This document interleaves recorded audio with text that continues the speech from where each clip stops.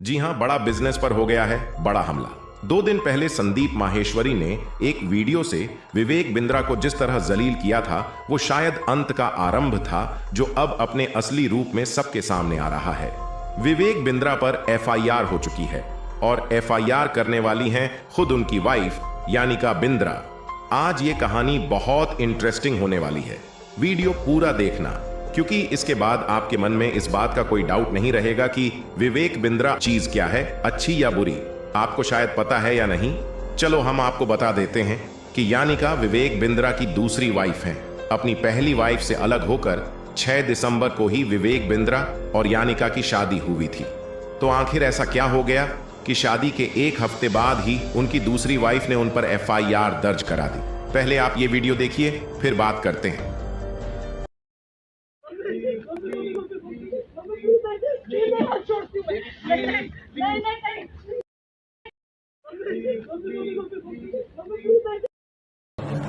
क्या क्या है पूरा दिखाती जा। फेस पे ये आईज पे है, ये आर्म पे कट है, दोनों नीला है, हाथों पे ये नीला है, पैर पे भी नीला है। स्वेलिंग थी, दवाइयाँ दे रखी हुई हैं। और इसके अलावा एक थाई में दिखाना पड़ेगा, तो सिस्टर को दिखाना। प्रॉपर नहीं होती, कोई बात नहीं, अगर नीला आ रहा है तो दिखाओ। दरअसल घटना 7 दिसंबर की है। बिंद्रा और उनकी मां प्रभा के बीच तीखी बहस हो गई। जब यानिका ने बीच में आकर मामला शांत करने की कोशिश की तो बिंद्रा ने उस पर हमला कर दिया।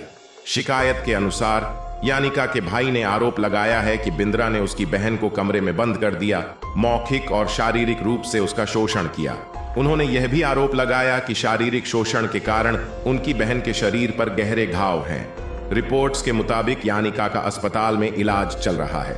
रिपोर्टों में यह भी कहा गया है कि उनके कान में चोट लगी है, जिससे कान का पर्दा फटने के कारण उनकी सुनने की शक्ति खत्म हो गई है। अब इसे सिर्फ एक इत्तेफाक कहो या अंत का आरंभ, लेकिन जब से संदीप माहेश्वरी ने विवेक बिंद्रा के बिजनेस मॉडल को एक्सपोज करना शुरू किया है, विवेक बिंद्रा के पीछे मानो उन हजारों लोगों की बद्दुआएं लग गई हैं जिनका पैसा विवेक बिंद्रा जी के पास फंसा हुआ है। जब से यह मामला शुरू हुआ, हमें कभी कभी लगता था कि क्या पता, हो सकता है विवेक बिंद्रा शायद गलत ना हो, लेकिन अब समझ आता है कि जो इंसान अपनी मां और पत्नी के साथ इस तरह का व्यवहार कर सकता है, तो आम इंसान के लिए दया का भाव कहां से आएगा इनके अंदर। दोस्तों, हमारा प्रयास है लोगों को सही जानकारी देकर उनका सही मार्गदर्शन करना। चैनल को सब्सक्राइब करके आप भी जुड़ सकते हैं हमारे साथ हमेशा के लिए। चलिए आगे बढ़ते हैं। वीडियो में साफ साफ दिखाई दे रहा है कि कैसे विवेक बिंद्रा बीच सड़क में अपनी वाइफ के साथ बदतमीजी कर रहे हैं। क्या ये यकीन करना आसान है कि जो इंसान गीता के नाम पर गीता के संदेशों के जरिए अपने बिजनेस को बढ़ाने की सलाह लोगों को देता था, वो खुद अंदर से एक राक्षस की तरह होगा। ये एक बहुत सही उदाहरण है इस चीज का कि कैसे हमारे देश में भगवान के नाम पर लोगों को डराया जाता है या उन्हें भटकाकर कहीं और गलत रास्ते पर ले जाने की कोशिश की जाती है। जैसे ही यह खबर सामने आई है सोशल मीडिया पर, जो बची हुई थोड़ी बहुत इज्जत विवेक बिंद्रा की बची थी, आज वो भी खत्म होते नजर आ रही है। हर कोई अपने अपने तरीके से गुस्सा निकाल रहा है, जिसका इस बात से कोई लेना देना ही नहीं है। वो लोग आकर भी अपने गुस्से को यहां पर निकाल रहे हैं। सच में जब बुरा वक्त आता है तो फिर वो कुछ ऐसे आता है कि इंसान को ना सोचने का वक्त मिलता है और ना पछताने का। ये थी अब तक के ड्रामे की पूरी कहानी। अब बात करते हैं उस चीज की जो आपको बहुत सीरियस होकर और जिम्मेदार होकर सुननी है। कुछ लोगों को हो सकता है मेरी ये बात हजम ना हो, लेकिन एक सही समाज के निर्माण के लिए कहनी तो पड़ेगी। जिस तरह से विवेक बिंद्रा स्मार्ट दिखते हैं, अच्छा पहनते हैं, अच्छा बोलते हैं और आपके सामने मुस्कुराते हुए दिखते हैं, उसी तरह आपकी जिंदगी में भी कुछ लोग होते हैं जिन्हें आप सिर्फ इसलिए ज्यादा भाव देते हो क्योंकि वो दिखने में स्मार्ट हैं, ज्यादा पैसे वाले लगते हैं या और कुछ कारण। कभी उनके अंदर की सच्चाई को जानने की कोशिश नहीं करते हो।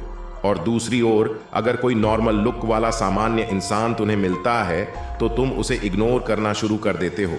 मुझे पता है मेरी ये वीडियो ज्यादातर जवान लोग ही देखेंगे, इसलिए तुमको तुम्हारे हिसाब से समझता हूं सीधे और सरल भाषा में। कोई लड़की या कोई लड़का बहुत स्मार्ट दिखता है, बड़ी गाड़ी दिखती है, तो तुम बिना उसके कुछ कहे खुद उसके पास जाने की कोशिश करते हो। एक बार भी नहीं सोचते कि इंसान की शक्ल ज्यादा जरूरी है या उसका मन, उसका दिल उसका व्यवहार, और फिर जब उस इंसान का तुमसे मन भर जाता है और वो तुम्हें धक्के मारकर बाहर निकालता है, तब तुम रोते हुए कहते हो कि उसने मेरे साथ बुरा कर दिया। गलत वो नहीं, गलत तुम हो जो बिना सोचे समझे उसके पास गए। अगर कोई नॉर्मल मिडिल क्लास इंसान कभी तुम्हारे पास आने या तुमसे नॉर्मल बात करने की कोशिश भी करता है तो तुम्हें शर्म आती है उसके पास खड़े होने में। Okay, relax. मैं शायद भावनाओं में कुछ ज्यादा ही बोल गया, लेकिन सच तो सच है। खैर, आगे देखते हैं क्या घटना घटती है।